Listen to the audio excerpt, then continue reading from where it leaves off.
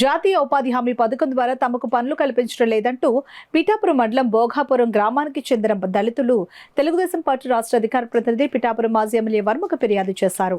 ఈ సందర్భంగా జాతీయ ఉపాధి హామీ పథకం ఉన్నతాధికారులతో మాజీ ఎమ్మెల్యే వర్మ ఫోన్లో మాట్లాడి భోగాపురం గ్రామంలో ఉపాధి హామీ పథకం ద్వారా పనులు చేపట్టి ప్రజలకు ఉపాధి హామీ పనులు కల్పించాలని కోరారు. ఎవరికన్నా పని కల్పించాలి. కొద్దిగా బలంగా ఉన్న వాళ్ళు బలమైన పనులు చేస్తారు. కొంచెం పెద్ద వయసు ఉన్న వాళ్ళు తూటికాడు లాగడం కానీ తుప్పట్లు కొట్టడం కానీ ఈ విధానం ఉంటుంది. నేను ఇప్పుడే అధికారులతో మాట్లాడాను. రేపు వస్తారు. రేపు వచ్చి ఉదయం 10 గంటల మీటింగ్ పెడతారు.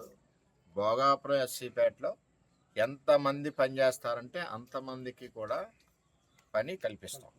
అందులో తేడా లేదు. ఒకవేళ పని కల్పించిన మనుషులు ఎవరన్నా ఉంటే మా పార్టీ ఆఫీస్కి తెలియజేయండి. స్వయంగా నేనే వస్తాను. ఏం చేద్దంటే చంద్రబాబు నాయుడు గారు కానీ పవన్ కళ్యాణ్ గారు కానీ బీజేపీ కానీ అన్ని పార్టీలు కలిసే కూటమి. కూటమి యొక్క ఆలోచన ఏంటంటే పేదవాడికి పని కల్పించాలి. ముఖ్యంగా ఎస్సీపేటలో ఉన్న ఎస్సీలకి అంటే నేను వేరే ఇబ్బందిగా మాట్లాడట్లేదు. ఎక్కువ పేదవాళ్ళు ఉంటారు. అందులో 100% పని కల్పించాలి. 100